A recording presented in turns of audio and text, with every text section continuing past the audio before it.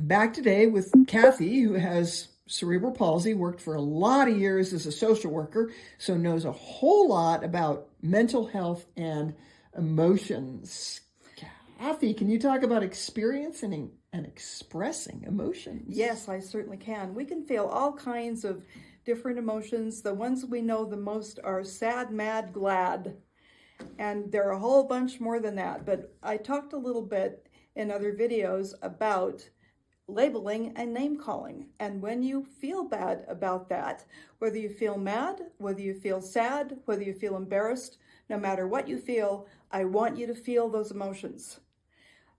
You need to feel them. You need to be able to say, I feel bad. And you need to be able to say to yourself, why? What happened and why? And then once you do that, you're going to need to express that some way.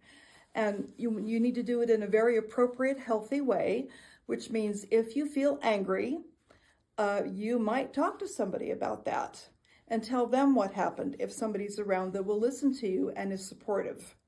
You might punch a punching bag if you're lucky enough to have one. You could take an old pillow and punch that. It's got to be a pillow that nobody cares about. You can exercise if you're able to exercise. You can do that.